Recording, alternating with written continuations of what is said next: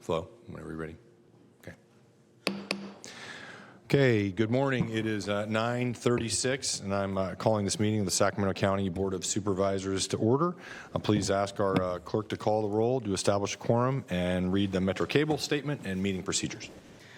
Good morning, Supervisor Cerna. Here. Kennedy.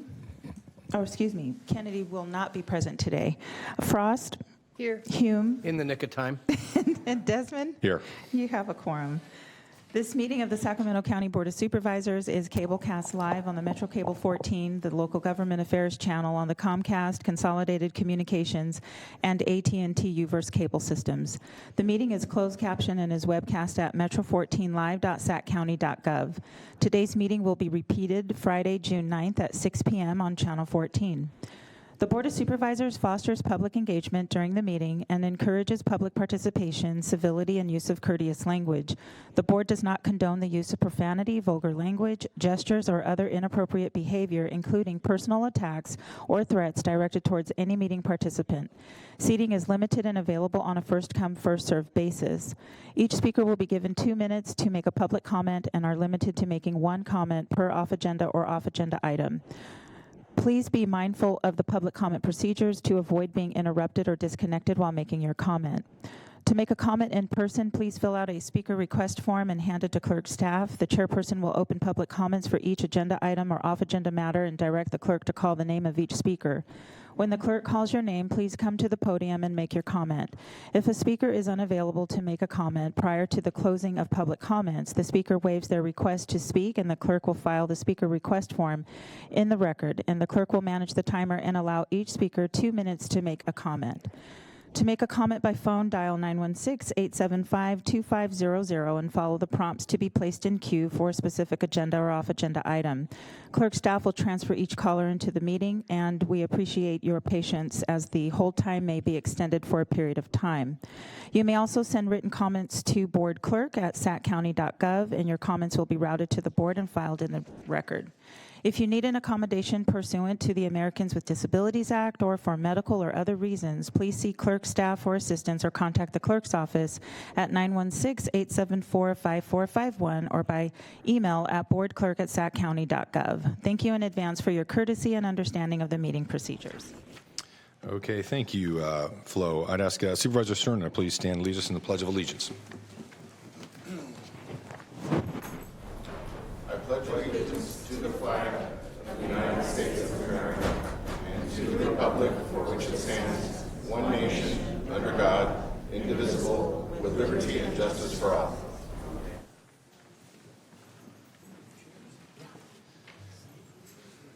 Okay, thank you, Supervisor Cerna, and thank all of you for being with us today. We are going to start with our off-agenda public comments, and for those of you who've been here for a while, you kind of understand that we're trying to get as much of the off-agenda done in the first 30 minutes as possible. If we cannot get through all of the off-agenda, both in person and on the phone, within 30 minutes, and then I'm going to hold the off-agenda public comments till the end of the meeting. And just for those of you who don't know, just to clarify, off-agenda public comments are just as they sound. They're for items that are not specifically on the agenda, either as a consent item or a timed item on the calendar today. So we'll start with off-agenda for 30 minutes, and I'll turn it over to our clerk to call the first off-agenda commenter. Okay, our first person is Sarah Matson.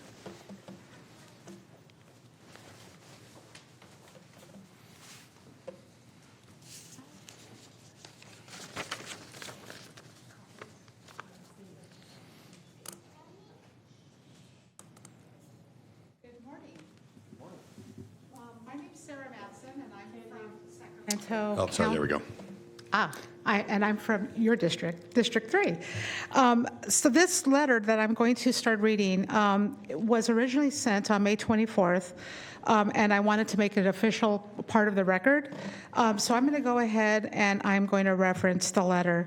As a county resident and representative of the state of New California, a We the People movement for the preservation of the Republic guaranteed to citizens by the United States Constitution, Article 4, Section 4, by this letter, I am notifying all county board of supervisors, our sheriff, our registrar of voters, today that you must first and foremost prioritize protecting our national security during any future elections. It is imperative that we comply with the implementation of security measures to protect the sovereign right of each eligible citizen to have an authentic outcome when casting a vote in our elections. Back in 2017, the U.S. Secretary of Homeland Security issued a statement clearly designating elections infrastructure as critical infrastructure. Election infrastructure is critical infrastructure for the obvious reason that elections have a major impact on national security. It's vital that the state of California complies with the inherent intent from the federal government and works to ensure a system of cybersecurity and oversight is established within every political subdivision. Every component of the election system used in our county must have safeguards in place to prevent any attacks which threaten our national security. Secure elections are the protected right of every eligible citizen, and is an incumbent in our representatives to exercise their authority to see no electronic voting system in the county is used as the primary method for counting, tabulating, or verifying Ma'am, could you federal please wrap up your elections. comments? You're Thank at you the very end of your much. I time. appreciate the time, and it will continue. And I just ask that you consider your oath of office in protecting we the people of your county. Thank you. Thank you. Thank you. Okay, next we have Lynn Reeves.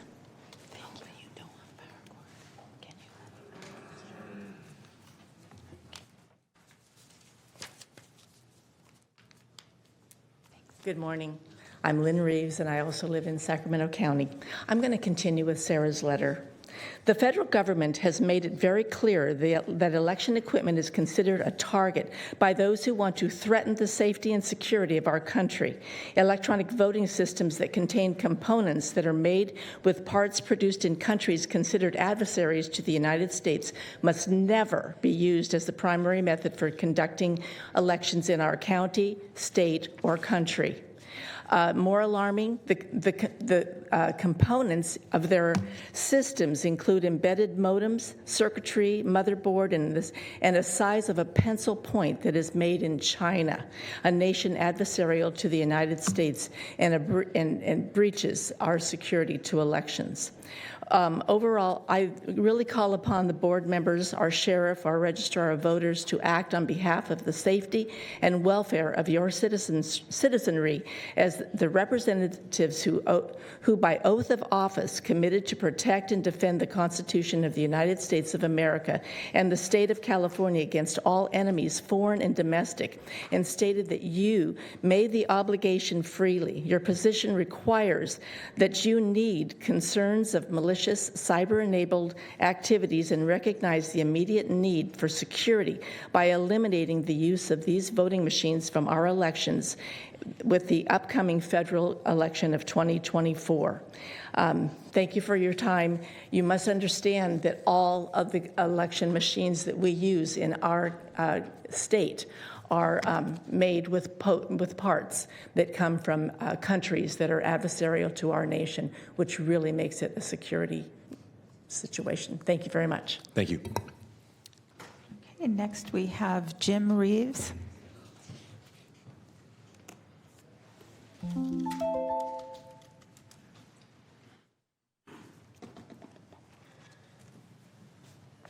Good morning. I'm also with Rich Desmond's district. I'm here to give you Title 18 U.S.C. Section 242, the consequences of violation of civil liberties. Section 242, Title 18, makes it a crime for a person to act under color of any law to willfully deprive a person of a right or privilege prompted or protected by the Constitution or laws of the United States, and this includes a legitimate voting process. For the purpose of Section 242, acts under color of law include not only done by federal, state, or local officials within their lawful authority, but also acts done beyond the bounds of that of the official's lawful authority, if the acts are done while the official is purporting to be or pretending to act in the performance of his/her official duties, persons acting under the color of law within the meaning of this statute include police officers, prison guards, and other law enforcement officials, as well as judges, care providers in public health facilities, and others who are acting as public officials. It is not necessary that the crime be motivated by animus toward the race, color, religion, sex, handicap, familial status, or national origin of the victim. The offense is punishable by a range of imprisonment up to life term or the death penalty, depending upon the circumstances of the crime and the resulting injury, if any. Title 18 U.S.C. Section 242, whoever, under color of any law, statute, ordinance, regulation, or custom willfully subjects any person in any state, territory, commonwealth, possession, or district to the deprivation of any rights, privileges, or immunities secured or protected by the Constitution or laws of the United States shall be fined under the title or imprisoned not more than 1 year or both, and if bodily injury results from the acts committed in violation of this section, or if such acts include the use, attempted use, or threatened use of a dangerous weapon, explosives, or fire, shall be fined under this title or imprisoned not more than 10 years or both, and if death results from the Mr. acts Reeves, committed will you in wrap up your violation of this comments, section. I guess I'm done.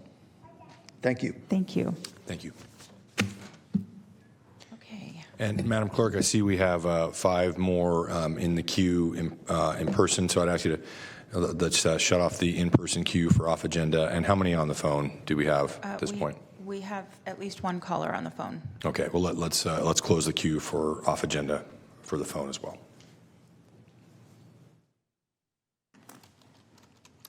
Okay, Ryan Harris.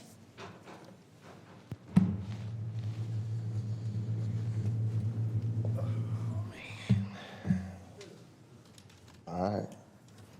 Hume, you was late, man. I was. You the newest member. I know. You already getting that relaxed? Okay. All right, so they say if you don't have anything good to say, don't say anything at all. So that's why I didn't come to these last couple of meetings, and that's probably why you guys remain quiet for so much stuff.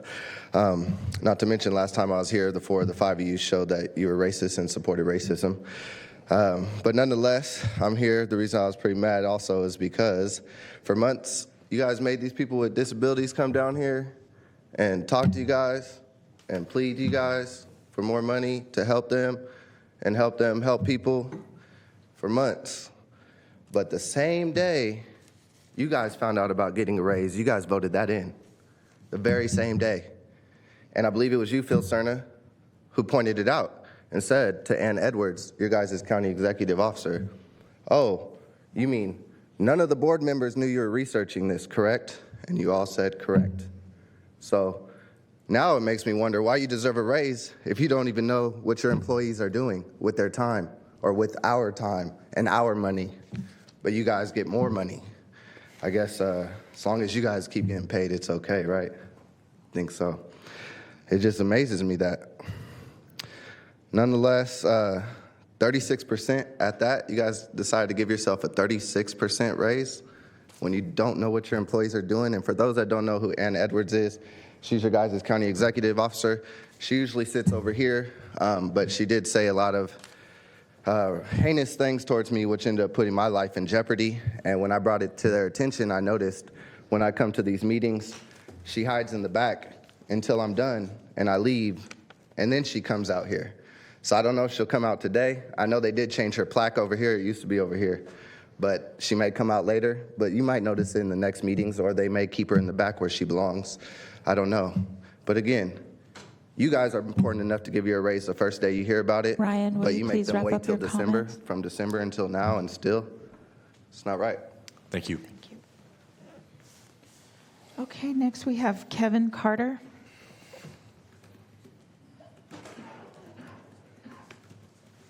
Excuse me, Clerk. I'd like you to give these to the members. Thank you. Good morning. I'm Brother Carter of the Poor People's Campaign, a national call for more revival. I'm here on behalf of the caregivers. But before we speak about the caregivers, I want to speak about the giving of care to them from you. Just hearing the last speaker who just said that you guys received a raise, when will you raise their raises so that they will not be living in poverty or below the poverty line? The information that you have received is called the Third Reconstruction. I would like for you guys to read that very carefully because that's also in Washington, D.C., that's led by Congresswoman Barbara Lee. And at this time, we have a delegation of 30 people from the state of California that will be going up to Washington, D.C. from June 18th to the 22nd for a moral Congress, asking for the same thing. And we would like for you to ask for the same thing too, to read this reconstruction so that this third reconstruction, so that we can get back to the regulations of society today and start taking care of humanity's best workers, best people that give the best services. They're here behind you. They're all moral witnesses to what we're doing here today. I cannot speak for them, but I can come here and support them. You have to hear their testimonies and take those testimonies in to the truths that they hold, just as well as the documentation that I gave you. And I ask and urge you to please give that full consideration that you gave yourselves to give raises to. Thank you. Thank you, Reverend. And then next we have Francisco Garcia.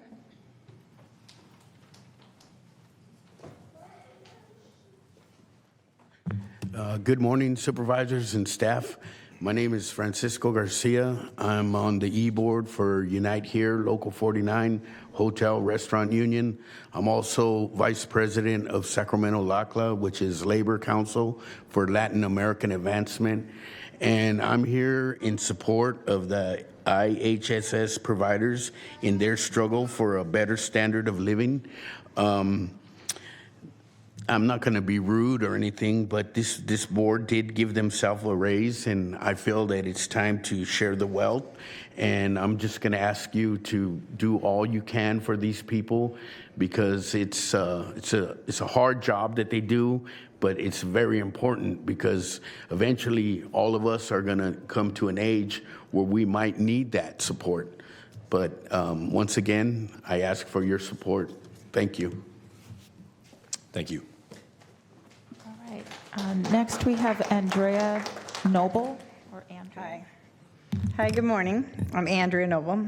I'm a home care worker for the last 16 years. The need to keep people with disability and elderly people in their home with dignity and respect is a human right. The death toll for putting them in a facility is huge. Plus, it's plus it's 8 times more expensive to be put in a facility. I took care of my ex-mother-in-law so she could stay at home. I wasn't able to get another job because she was my job. I paid my bills and took care of my children with the money I earned from IHSS. Yesterday at bargaining, your team offered 25 cents every year for over 4 years. That is not going to pay our bills. With the cost of living going up, rent, gas, plus food. I understand you guys got a raise, and I understand why you were one of the lowest paid boards in the region. That is the same reason I'm here today to ask for my fellow home care workers. With the cost of living going up higher, 25 cents each year will not pay our bills. We are healthcare workers. We deserve to be treated with dignity and respect. So we are here today to ask you to speak to the county about offering us what we all know we deserve. Thank you. Thank you. Next, we have Jesus Figueroa Cacho. I'll get it. Good morning to all the board. Thank you very much for having me here. My name is Jesus Figueroa Cacho. I am resident of Sacramento, District 5. I am a healthcare provider and work countless hours to care for clients. I am here to urge the board that all can show to Sacramento why healthcare providers matters. Why we with the current wages we have, is not enough to survive. We pick up multiple jobs just to make ends meet. So please, I'm asking you guys, to all the members in these rooms, to get us better contract. Thank you very much. Thank you. Yes, one more? Yes. Joe Romero.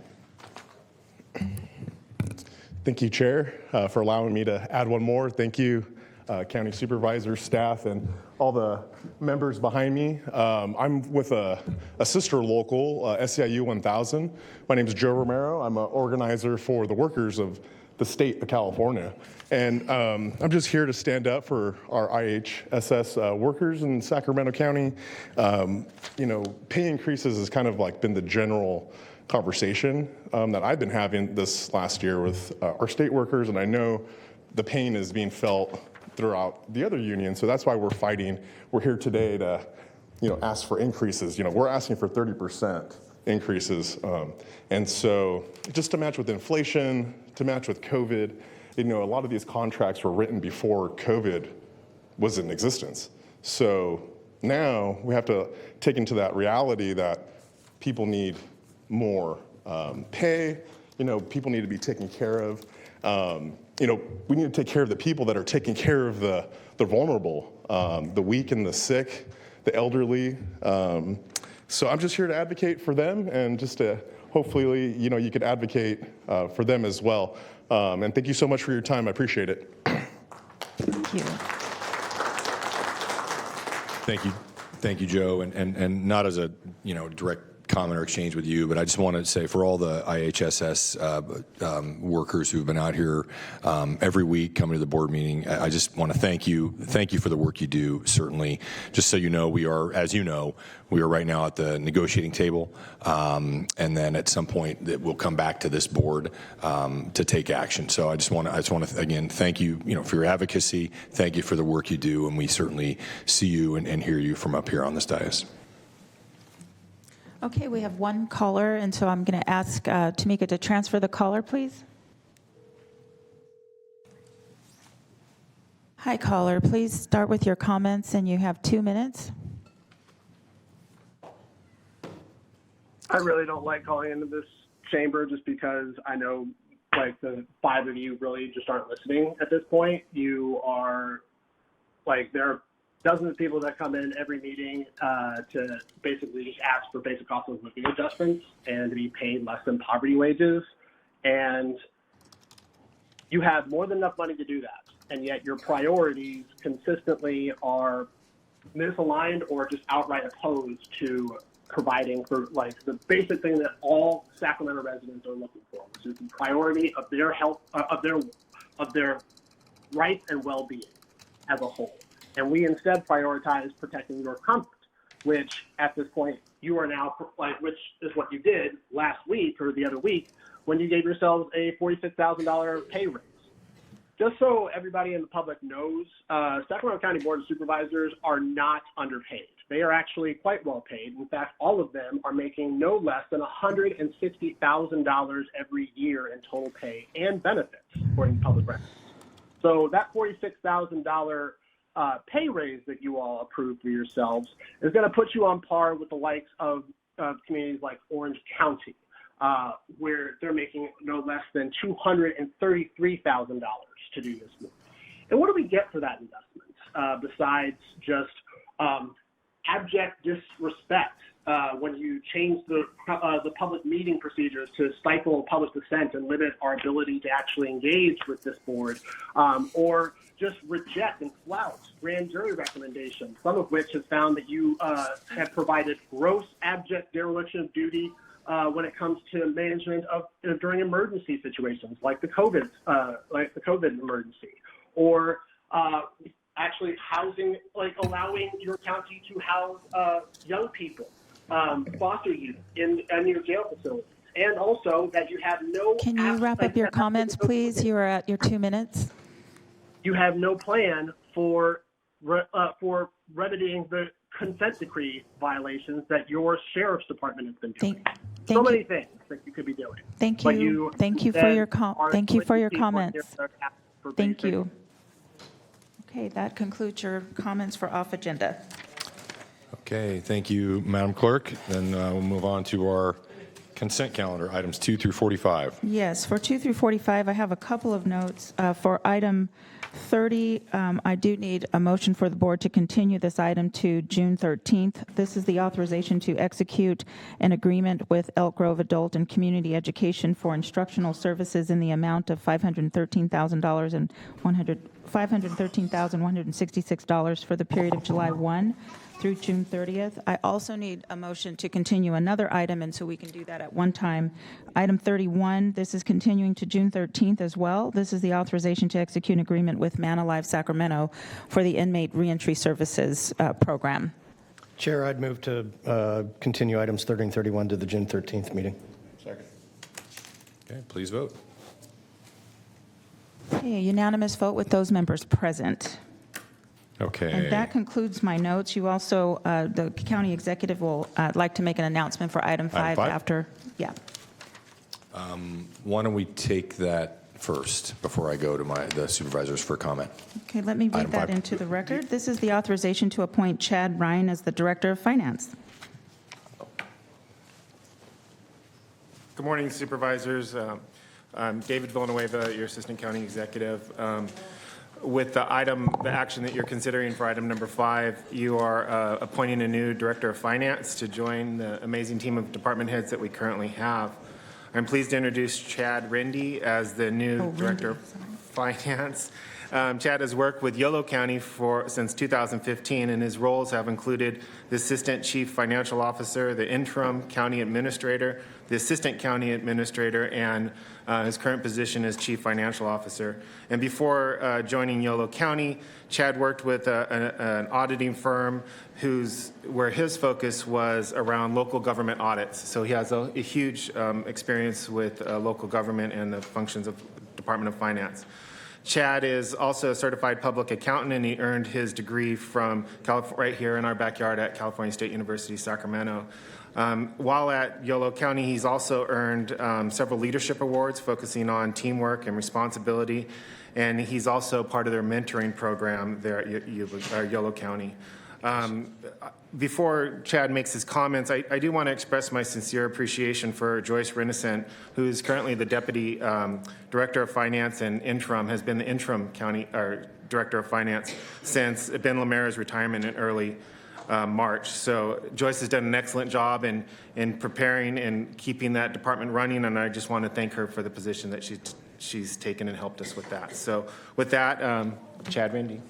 So before you start, Chad, thank you, David, and thank you for calling out Joyce. And Chad, welcome, and just remember that your marks, the vote hangs in the balance, depending on your remarks right now. So, well, no pressure. You've added to my nerves this morning. Good morning, Chair Desmond, members of the board. I'm really appreciative for this opportunity to be appointed and to lead the Department of Finance here at Sacramento County. My family and I have lived in Sacramento County. We're longtime residents of District 4 out in Orangevale. And it's really been a goal of mine. I've had the opportunity to serve Yolo County as their Chief Financial Officer for 5 years. And it's been a goal to serve my own community. And I'm glad that the stars have aligned and this opportunity has come together to work closely with all of you, with the amazing leadership team that we have here at Sacramento County, and with all of the professional staff within the Department of Finance. I just want to say thank you for the opportunity, and I hope you will vote yes before I have to drive across the river and put in my resignation. Thank you. thank you, Chad, and welcome. Any comments from my colleagues on item 5? Okay. Thank you. Then we will go to other supervisor comments. I'll start with Supervisor Frost. Thank you, Chair Desmond. I just wanted to quickly congratulate the Antelope PBID for their renewal, item 17. I know Do you want to have Madam Clerk read that into the record? Sure. Item 17? Item 17 is the Antelope Property and Business Improvement District. Adopt resolution of the intention to renew the district. You know, since we started the Antelope PBID, everything is better They've done a lot to clean up the commercial district, and I know how much work goes into the renewal process while they're still doing all the work in the PBID, and I just wanted to congratulate them. Thank you. Okay, thank you, Supervisor Frost. Supervisor Cerna. Thank you, Mr. Chair. I have questions on items 13 and 16. Okay, I'm going to read both of them if you don't mind, Mr. Cerna. For item 13, this is the contract for the Warren E. Thornton Youth Center remodel facility to accommodate behavioral health children's crisis stabilization unit psychiatric health facility program. And 16, you said? Correct. 16 is authorize the Director of Airports to negotiate and execute the agreement for Executive Capital Program Management Consulting Services with Answer Advisory Consulting. So as it relates to my question on item 13, I just need someone, perhaps Siobhan is the appropriate member of our executive team to address it, but I just want to make sure that this action today is not connected in any way to what has been in the news, obviously, in recent weeks as it relates to the Wet Center being used as a kind of an emergency interim destination for our foster youth. Thank you for the opportunity. You are correct. This is not related in any way. So the Warren E. Thornton Youth Center, we intend to put 2 projects in there through behavioral health. One is a crisis stabilization unit for youth, and one is a psychiatric health facility, but in no way will serve the same youth population. We have other plans to move those youth out of the Wet Center. Thank you for that. And then as it relates to item 16, I had a question during my briefing yesterday, generally wanting to know what constitutes what I consider to be a fairly sizable maximum payment amount of $30 million. I don't know that I received a response on that. So I'm looking at you, Mr. Villanueva. Supervisor Cerna, we did provide a response as what I thought was your question as to whether this was a percentage of the contract or time and materials, and it is time and materials. Time and materials, okay, very good. All right, thank you. Okay, thank you, Supervisor Cerna. I don't see any other board members with comments, so we'll go to public comment for consent. Yes, so it doesn't look like we have any comments in person, so we'll close the in-person public comments, but we do have a caller on the phone for item number 4, and I'll go ahead and read that into the record. That is the County of Sacramento Community Facilities Districts provide for the levy of fiscal year 2023-24 special taxes for 12 community facilities districts. So James, if you could transfer the caller, please.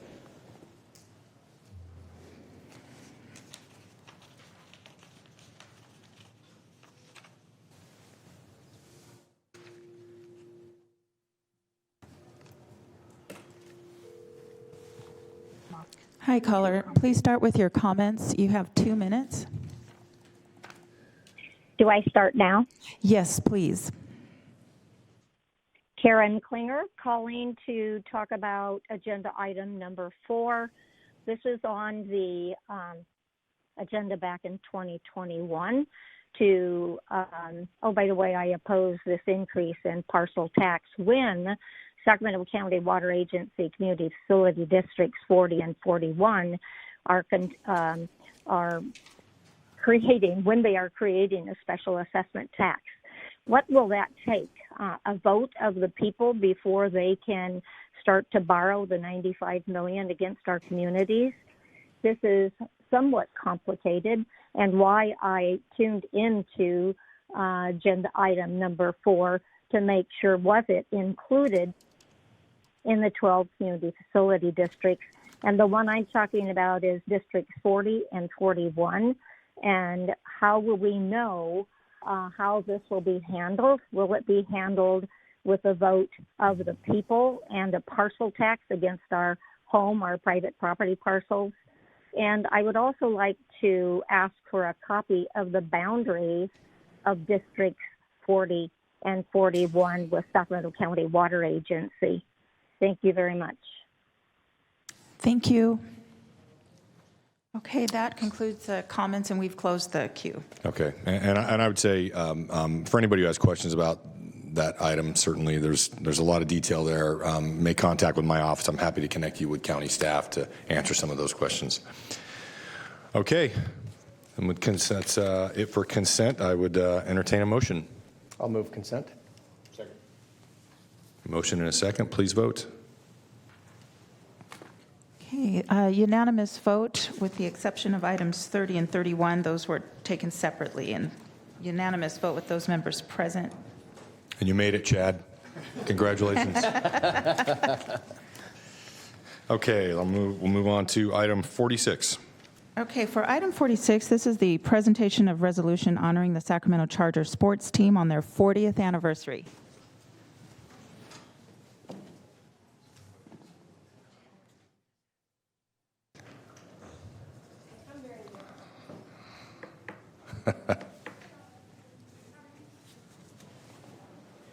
Good morning, Chair Desmond, members of the board, county exec staff.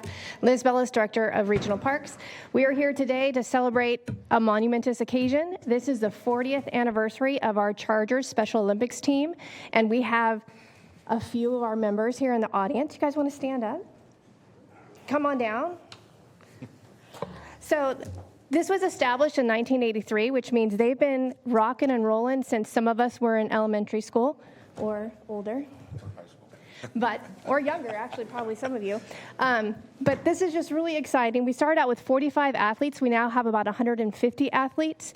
And so we just wanted to bring everyone forward so that you could say congratulations to them and give them a great county welcome. And we do have a fancy resolution. If Chair Desmond, you want to present that.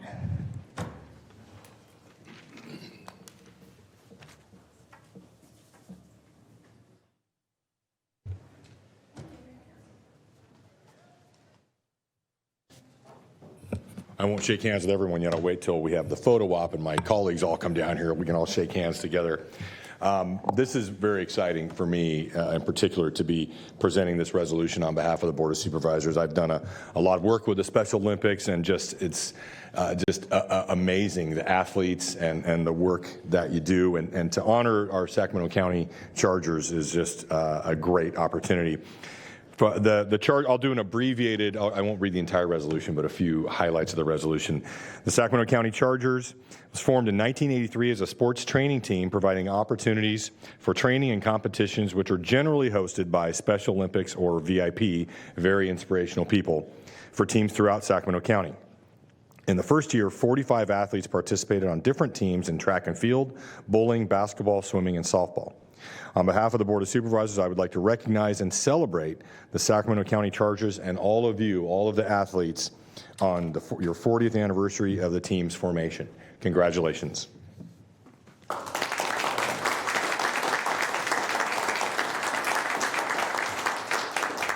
And this is a resolution from me and my colleagues on the Board of Supervisors, and I would ask my colleagues to please come down for a photograph.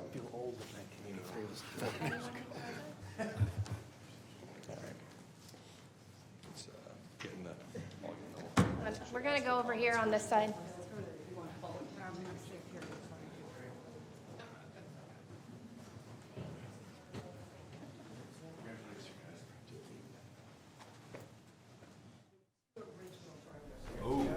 Tom and Robert, original Wow.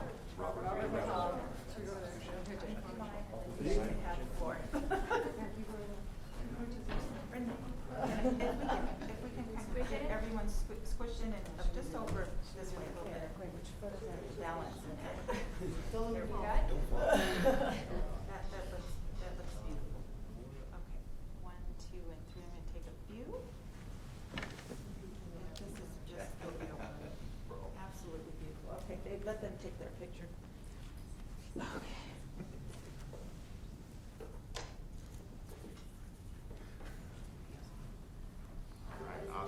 Thank you.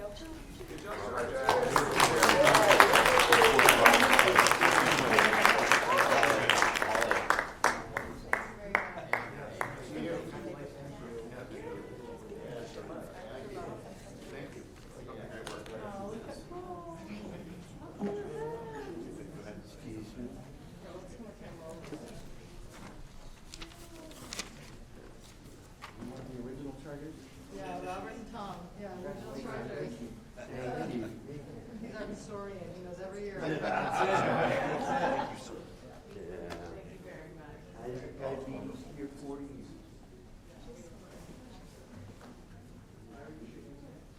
have you every 5 years.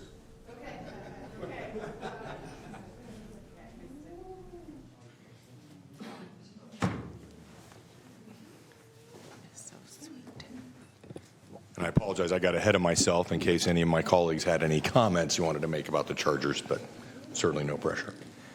I just commented to Supervisor Cerna that it just makes me feel a little bit old that 1983 was 40 years ago. Okay.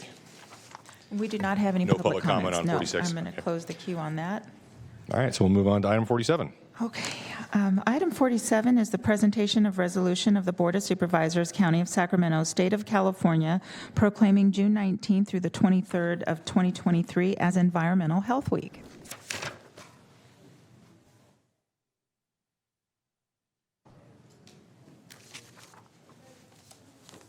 Good morning. Good morning. Good morning, Chair Desmond and members of the board. My name is Jania Monasterio, and I'm the Director of the Environmental Management Department. Today, we would like to present a resolution proclaiming June 19th through June 23rd as Environmental Health Week. This proclamation represents the hard work and dedication of environmental health professionals as they protect public health and the environment through the various health programs. The presentation this morning will be given by Megan Floyd. She is a supervising environmental health specialist with the Environmental Management Department, and she also is the president-elect of the California Environmental Health Association, also known as CEHA. And with that, I'd like to turn this over to Megan. Welcome, Megan. Thank you, Jania.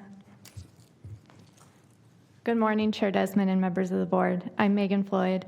I'm a supervising environmental health specialist for the water protection programs at EMD and also the president-elect for the California Environmental Health Association. I will refer to as CEHA. CEHA is dedicated to improving the quality of life and health through environmental education and protection. CEHA vision statement is providing the well-being of all Californians through environmental protection and enhancement in our homes, communities, workplaces, recreational areas, and forming a healthful environment for enjoying the never-ending miracle that is California. The Sacramento County Environmental Management Department, in conjunction with the Superior Chapter of CEHA, will host the 71st Annual Educational Symposium, or AES, June 19th through the 23rd, located at the Holiday Inn at 300 J Street in downtown Sacramento.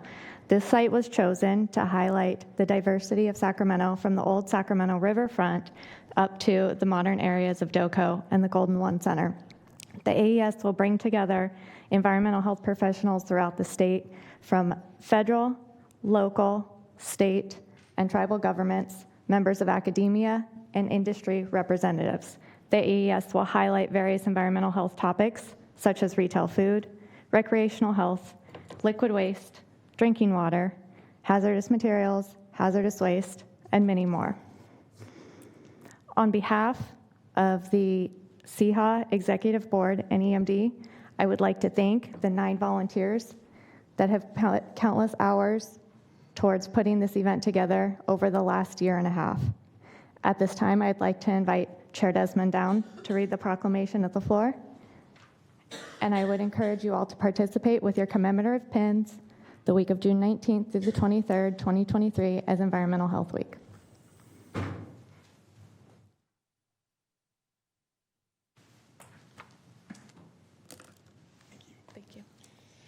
Well, thank you, Megan, and I'm delighted to present this resolution. If you want to stand here, and I'll read some excerpts from the resolution. The protection of public health and the environment is a top priority for the continued progress and prosperity of all residents within the state of California.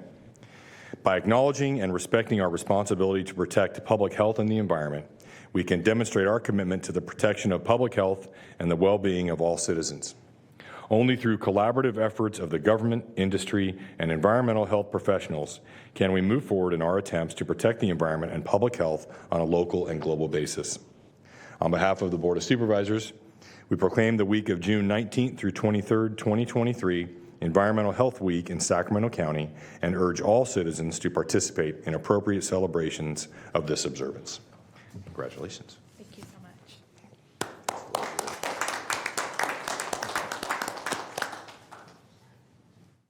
Let's see if my colleagues have any comments. Just wanted to congratulate Megan on her pending presidency. Congratulations. Thank I'll you. leave this with you. Thank you so much.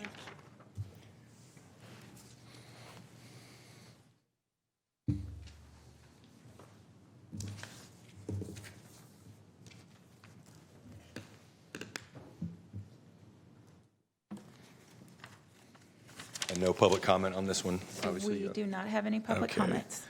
Okay, we'll move on to item 48. Okay, item 48 is the presentation of resolution recognizing the 100th anniversary of Boy Scout Troop 55.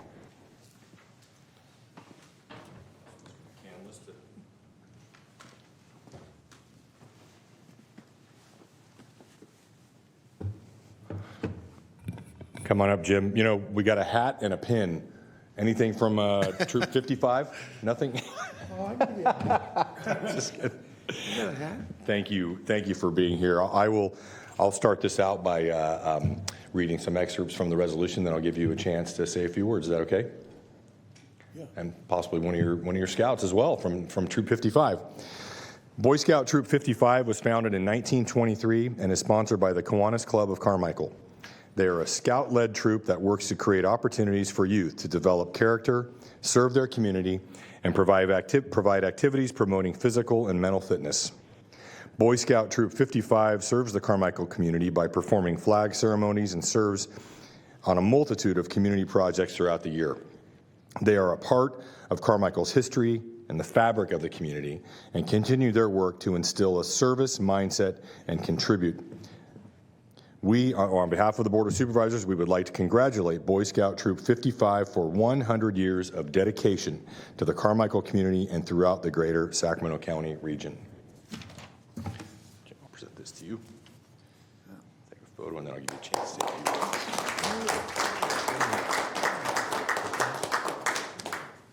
Levi, okay, Levi. Okay, so stand for this and then let's get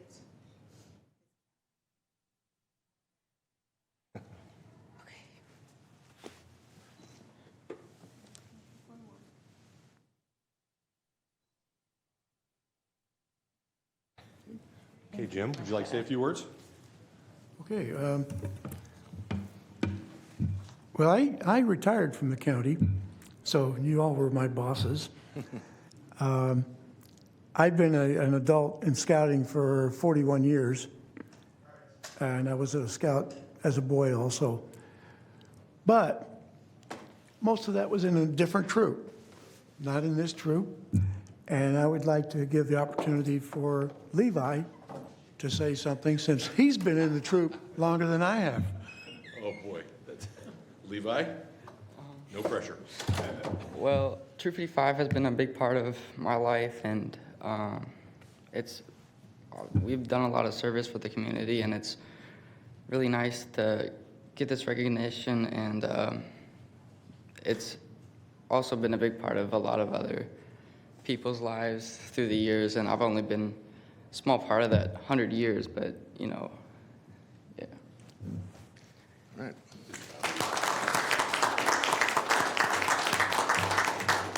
Several of the supervisors have been a longer part of that 100 years, but we won't name names. Do any colleagues have any comments for, yes, Supervisor Brooks? Well, I just would like to commend Troop 55 and all the Boy Scout organizations in Sacramento County.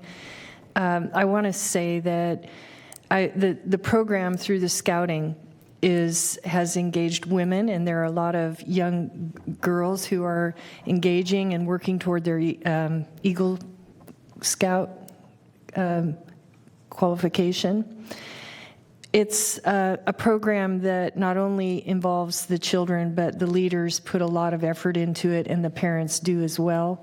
And so it's a huge effort to grow leaders. And everyone who knows anything in business knows that if you're hiring an Eagle Scout or a Scout, you're hiring an individual who has learned about community and how to give back and persistence and commitment and friendship and teamwork, and the list goes on. And so to the leaders, God bless you for the work that you do, and to all the young people who go through these programs. You're extraordinary, and I just hold you in very high regard, and I want to thank you for what you do. So thank you. We are also starting a venturing crew, which includes young ladies. Very good. That's nice. Thank you, Jim. Take this. Thank you, Levi.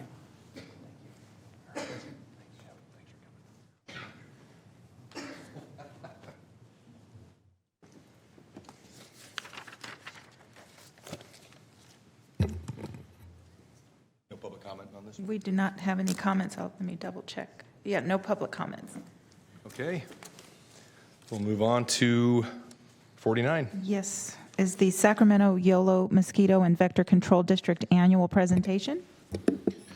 It must be that time of year. Well, like I said, if you ever want to empty a room, I guess you just put mosquitoes on the agenda. So goes relatively quickly that way. Thank you again for the invitation to come out and talk a little bit about what we're anticipating for this upcoming season as it relates to mosquitoes. Obviously, with a tremendous amount of water that we've had over the last, the beginning part of this year, we've seen a number of sources that are starting to breed mosquitoes a little bit earlier than what we've anticipated. So my name's Gary Goodman. I'm the district manager for Sacramento and Yolo County. We cover all of Sacramento County, and then we also have a satellite office in Woodland where we cover Yolo County as well. And our goal essentially is to provide effective mosquito control so that, one, in the prevention of transmission of disease, and we do have disease in our area, specifically West Nile virus. We've had that in our area since 2004. We will continue to have that in our area. West Nile virus is a bird disease. It's carried by birds. It's vectored by mosquitoes. So a vector essentially is an organism that will take a disease from the host and then transmit it to something else. And so the mosquitoes are the vectors for West Nile virus of a bird disease specifically. And we have the right types of birds and the right types of mosquitoes here in our area that will continue to have West Nile for us for a long time. But the other aspect of it is, we want to make sure that in the summertime people can enjoy the outdoors. And that's a big issue as well. And that was one of the main reasons why in 1926 the Mosquito Abatement Act in California was enacted, was essentially from an economic standpoint. Nobody wanted to move to an area if you were going to be inundated with mosquitoes and, of course, disease transmission. At that time and frame was malaria. Luckily, we were able to eradicate that over time.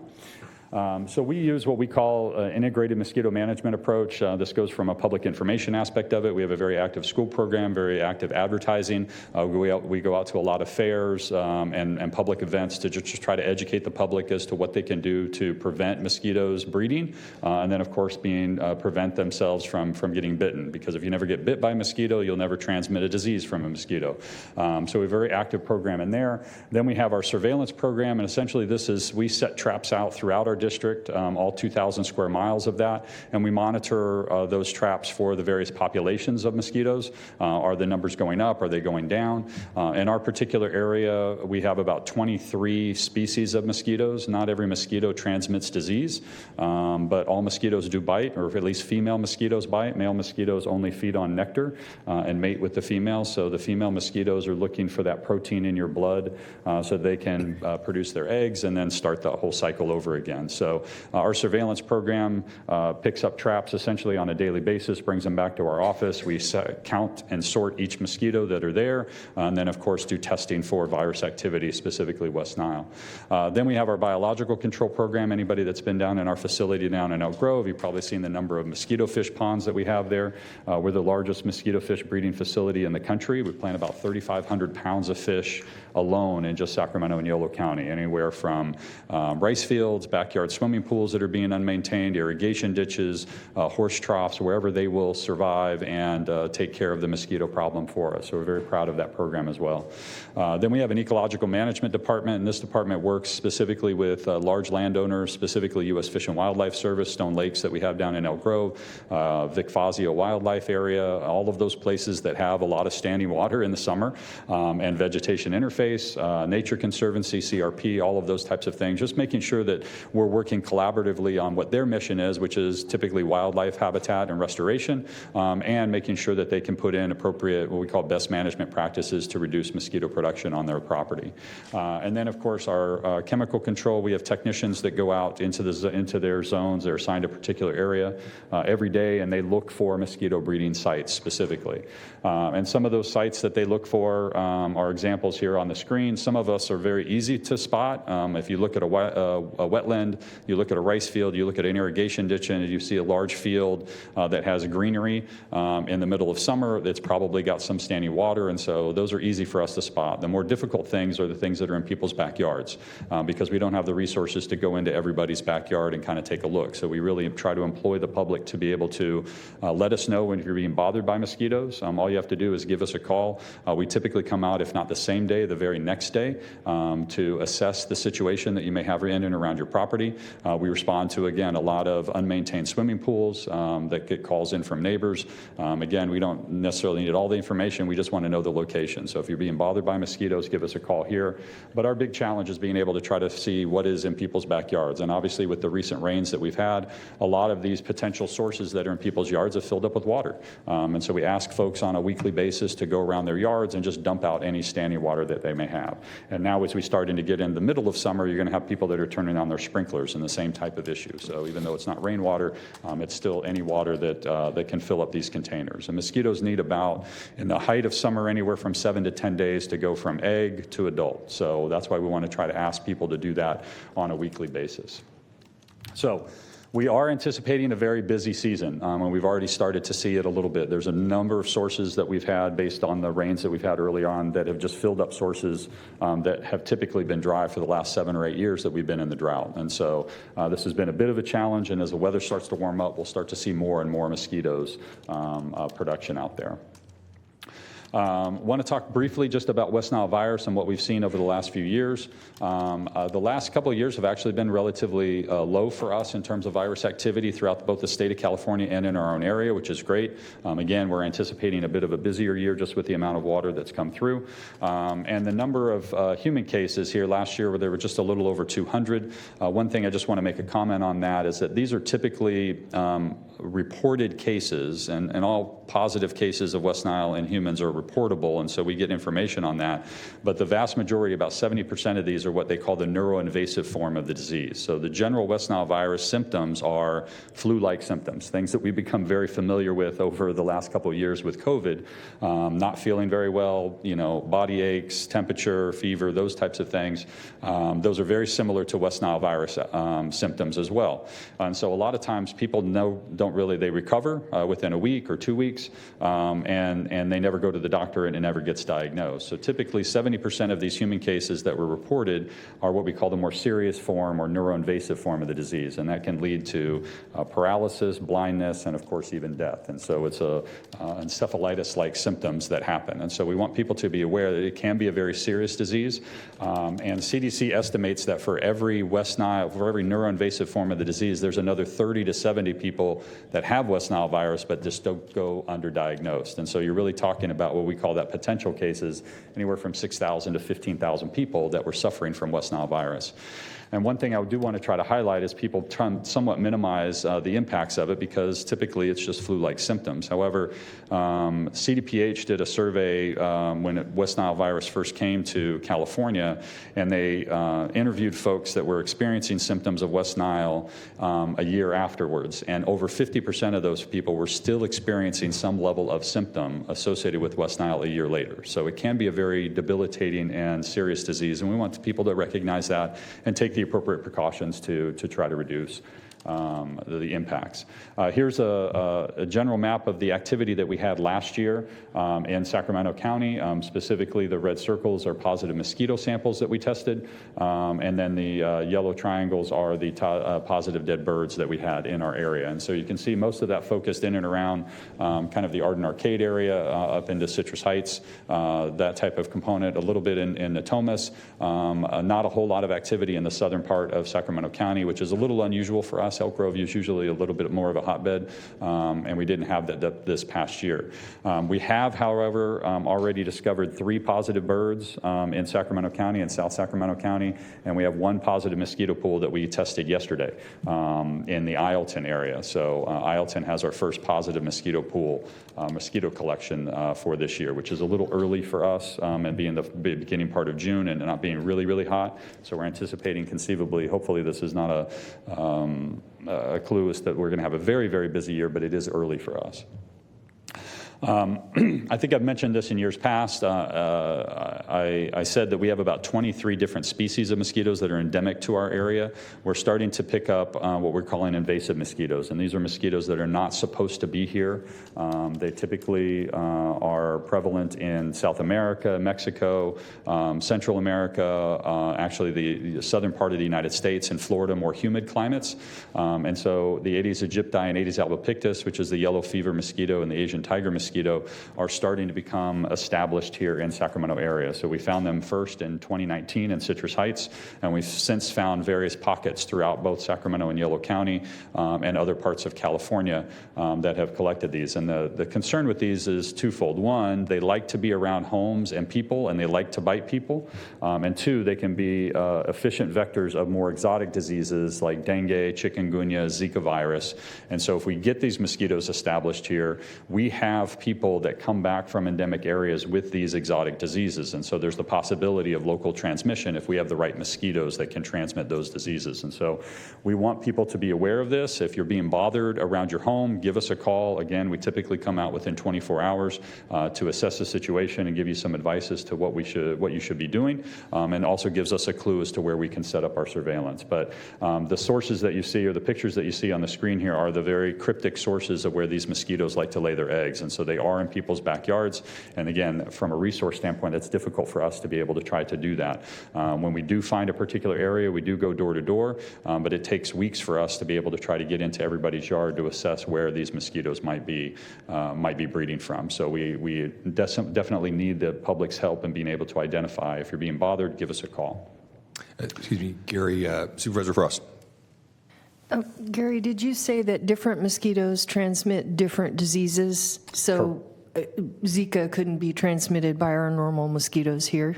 Those invasive mosquitoes are the ones that can transmit Zika. The reason why we never had a risk of Zika or dengue or chikungunya in our area is that our typical endemic mosquitoes that we already had in our area were not able to transmit those diseases. But these new invasives that we're finding are able to transmit those more exotic diseases. And they don't transmit them because they don't contract them?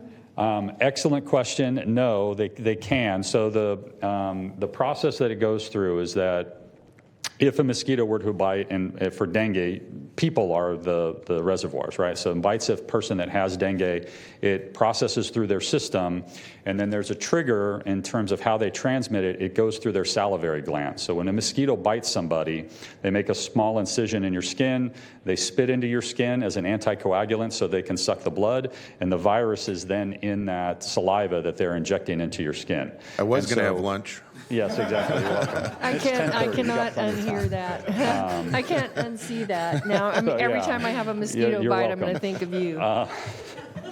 So in certain mosquitoes, there is a genetic break essentially that doesn't allow the virus to go from the midgut or from the transmission when they ingest it to the salivary glands. But in certain types of mosquitoes, they do. In fact, there's a lot of work.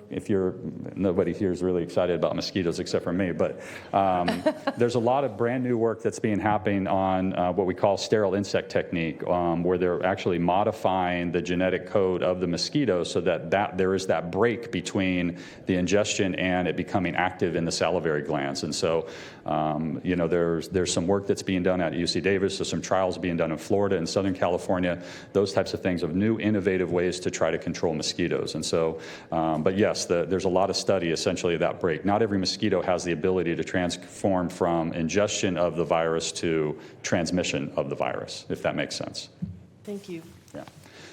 So with invasive species, here's an area of where we've started to find those within Sacramento County. We have a population down in Elk Grove. Arden Arcade is probably one of our biggest ones, but we found it in Citrus Heights area, parts of Sacramento, and so you can see they're pocketed around. And these mosquitoes don't fly very far, so essentially they're being transmitted or transported by us, by people, and that's the bigger challenge. So whether they're being transported in vehicles, or typically what happens with these mosquitoes is that they lay their eggs in these containers, and then when we move, we're taking those containers with us.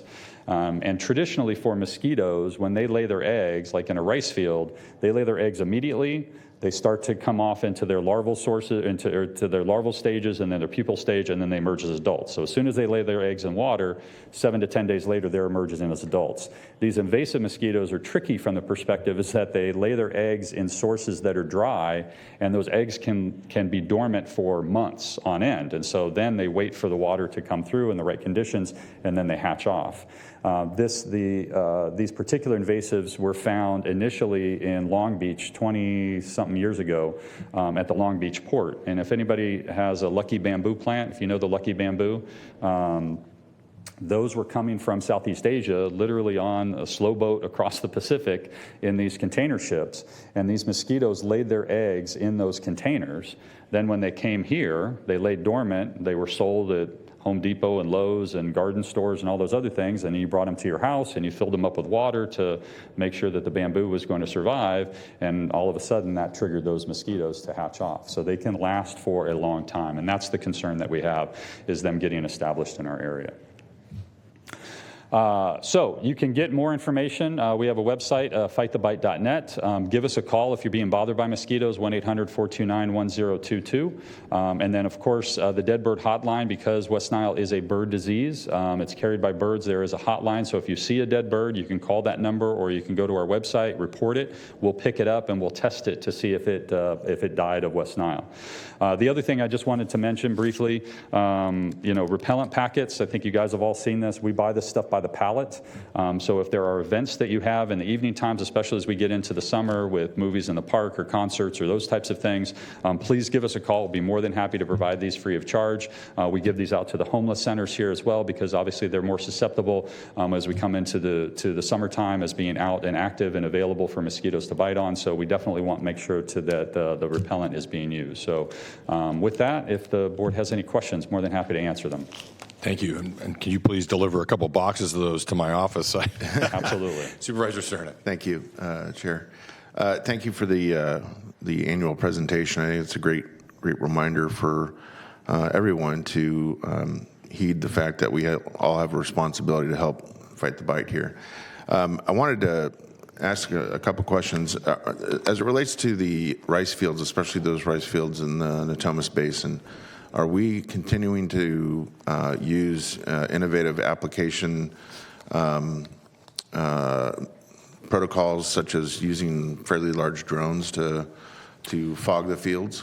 Yeah, absolutely. We're very active in that area because that's within our entire district, Sacramento and Yolo County. As you know, rice starts essentially here and then moves forward north, right? And that's our biggest population of rice that is right across the street, literally from populations of people, right? So we want to make sure that we're protecting them. So we're very active in making treatments out there with larvicides. So we treat those fields with materials that essentially try to kill the larvae in their aquatic stage in the water before they emerge as adults.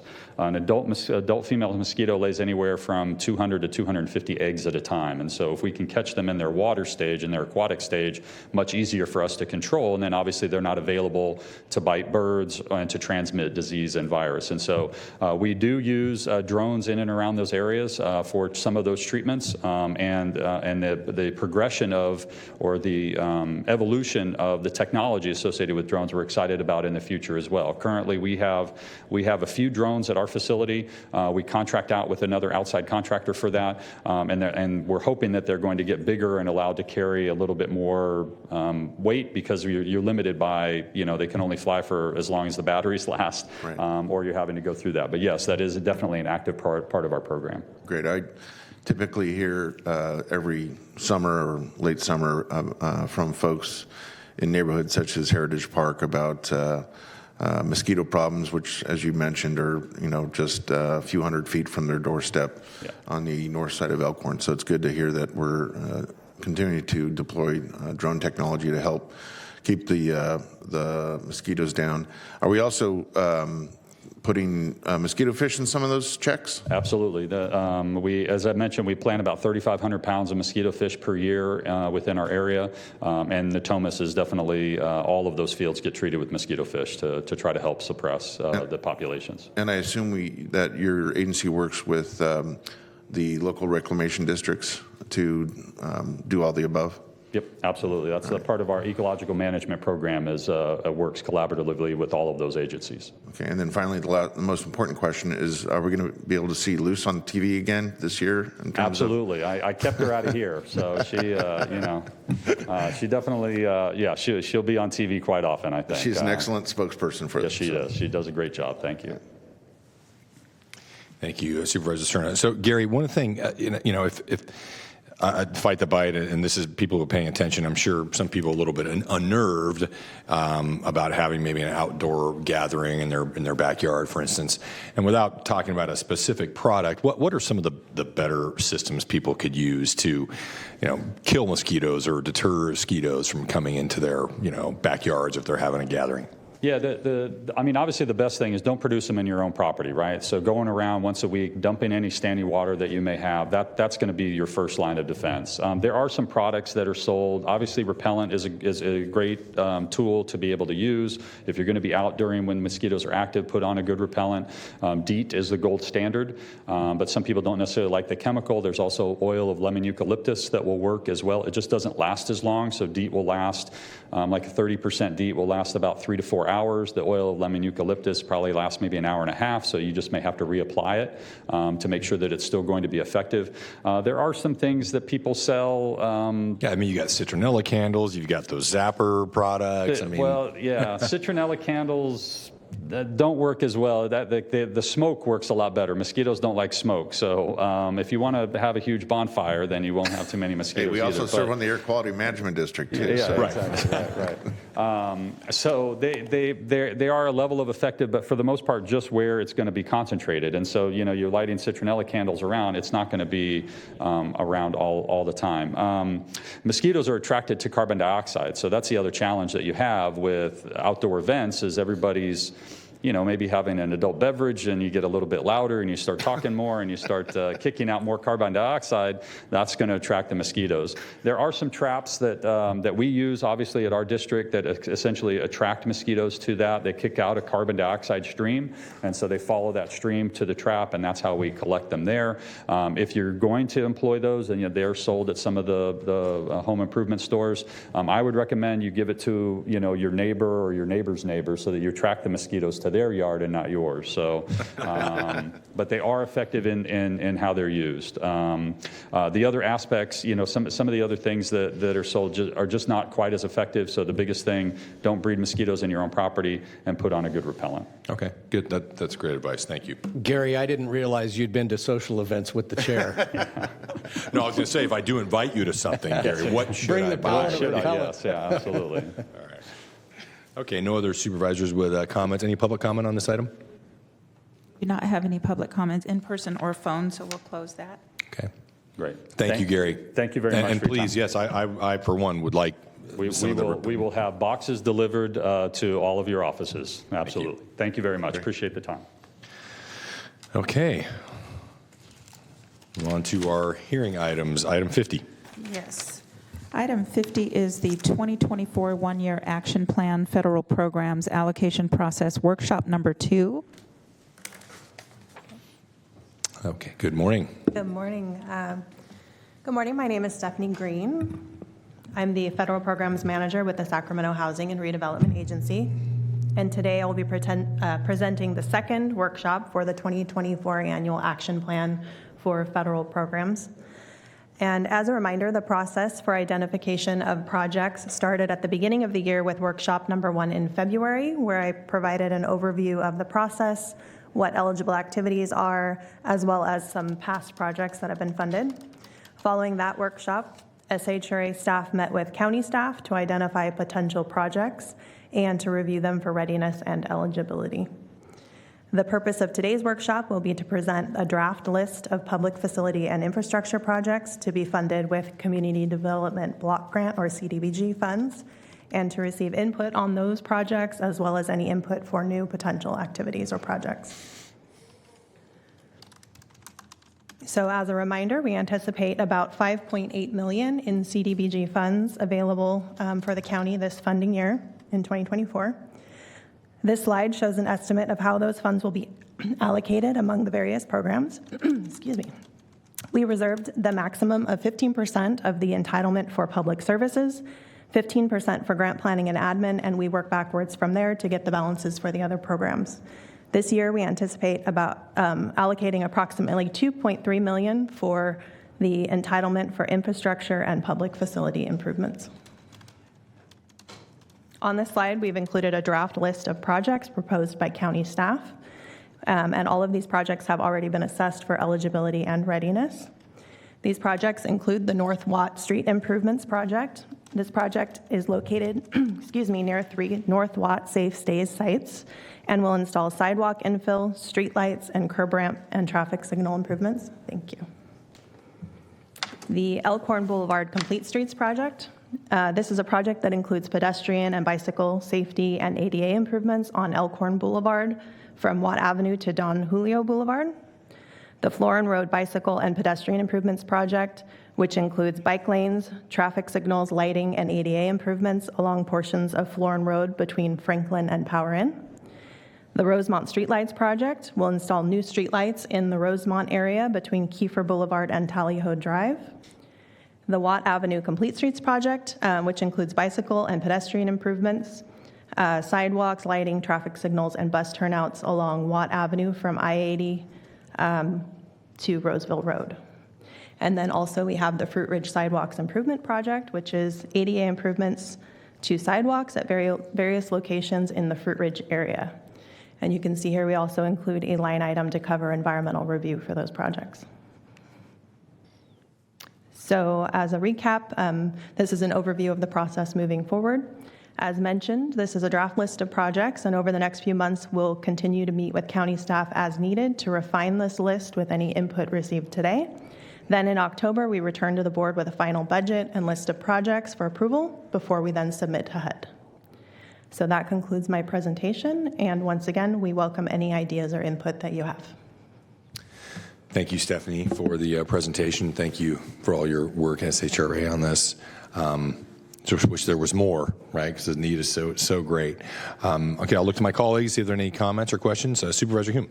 I do have just a comment, and it piggybacks on what the chair just said, that the need is always greater than the resources available, and I appreciate the projects that have been outlined. I think they're spread well throughout the county in the more urbanized areas. However, in looking at the map of the low and moderate income areas, there's a big swath called the Delta, and we didn't have any projects down there, and I know that there's definitely some sidewalk infill projects and some other ADA improvements that would meet all of the qualifications for the program. So in future years, I'll be looking to maybe have some input to get some things down there. Okay. Thank you. Okay, I don't see any other supervisors with comments. Any public comment? We do not have any public comments on the phone or in person, so I'll close that. Okay. Okay, Stephanie, no action on our part, but thank you for the report back. And when will we see you again then? So we'll be back around the end of the year in October. Okay, thank you very much. So we'll need a motion on this. Oh, you will need a motion, I'm sorry. Oh, no motion. Okay. The presentation. Oh, sorry about that. Yeah, Okay. Sorry. I'll move to receive the presentation. I'll take Done and done. All right, thank you. Okay, move on to item 51. Yes, same thing on this one. This is a receive and file. But item 51 is the annual reports of the Housing Trust Fund, Affordable Housing Ordinance, and Home Investment Partnerships Program. Good morning, Whitney. Good morning. Good morning, Chair and members of the board. My name is Whitney Bonner. I'm the Program Manager in Development Finance and Portfolio Management at SHRA. This housing workshop is to review the affordable housing projects and funding that serves as SHRA's annual reporting on 2 county ordinances, Housing Trust Fund and Affordable Housing Ordinance. and one additional affordable housing funding source administered by SHRA Home for the calendar year of 2022.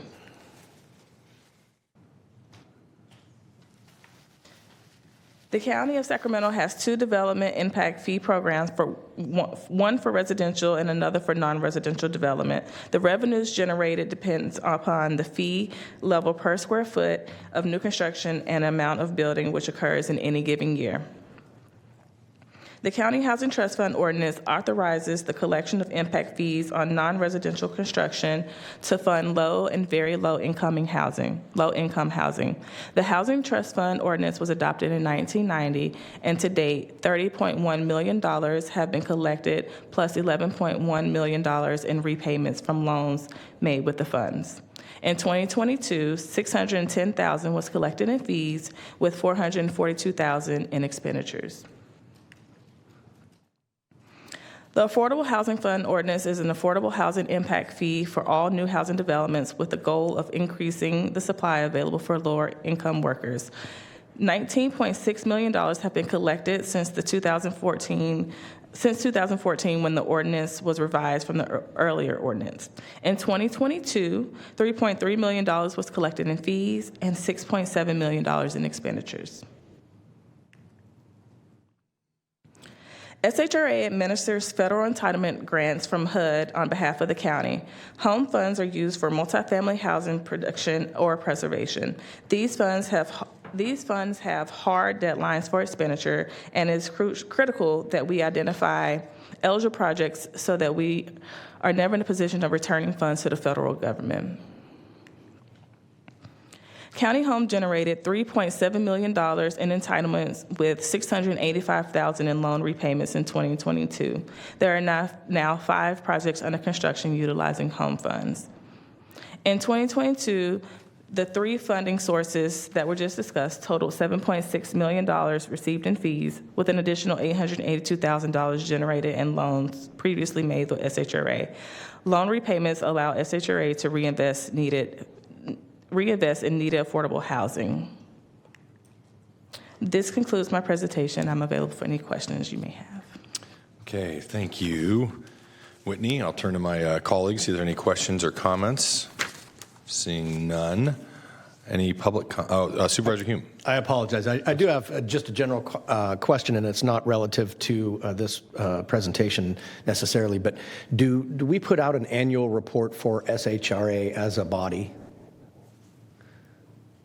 Yes, we put out, we come forward in about November and do a budget presentation, which covers all the activities, all of the funding sources, projects, everything under SHRA. Fantastic. I look forward to that. Thank you. Great. Thank you. Okay, thank you, Supervisor Hume. Any public comment on this item? We do not have any comments in person or on the phone, and so I'll close the queue. Okay. Well, that was easy, Whitney. Thank you. Thank you for all your work putting this together, and I appreciate everything you're doing for Sacramento County. Okay, that will take us to, let's go to, I think on the agenda, it had us adjourning to closed session, but we will. Item 52. Yeah, item 52, we'll do our own ranks right now. Item 52 is the own ranks to the Sacramento San Joaquin Delta Conservancy. The recommendation is for Mr. Hume to make an appointment as his alternate to that agency. Yeah, I was leaving the building one day and I found a man outside, and he wasn't wearing a tie, which was unusual, and he may have been in jeans, which was even more unusual, and he had a sign that said, "We'll govern for free." And so I'd like to appoint Don Natoli as my alternate. Love it. Okay, we'll update the roster and notify the agency. Okay, on to item 53. You are continuing to June 13th, the Orangeville Community Planning Advisory Council, Vineyard Area Community Planning Advisory Council, continuing to July 11th, Carmichael Old Foothill Farms Community Planning Advisory Council, Civil Service Commission, Human Services Coordinating Council, Sacramento County Alcohol and Drug Advisory Board, Sacramento County Commissions on the Status of Women and Girls, Sacramento County Youth Commission. You are continuing to July 25th, the Building Board of Appeals, County Service Area 4B, Slough House, Wilton, Cosumnes, County Service Area 4C, Delta, the Elk Grove, Cosumnes Cemetery, District and Home Supportive Services Advisory Committee, Sacramento County Treasury Oversight Committee, and the Southeast Area Community Planning Advisory Council. For the action items on this is Community Review Commission. Mr. Desmond? I think everything besides D5 continue to July 25th. Mr. Hume? D5 would like to reappoint Odette Crawford. Thank you. Okay, and then Disability Advisory Commission, you're saying to continue to July 25th? Chiefs recommend continuing that one to July 25th, Okay. yes. Also, Equal Employment Opportunity Advisory Committee. please continue to July 25th. And then last is Fair Oaks Community Planning Advisory Council, Please continue to July 11th. July 11th. You got it. And that concludes your nominations, and now you're on to county exec comments. No comments, thank you. Okay, no comments. I'll turn it over to my colleagues. Any comments? Seeing none. Okay, it is 11 o'clock, and we will adjourn to closed session.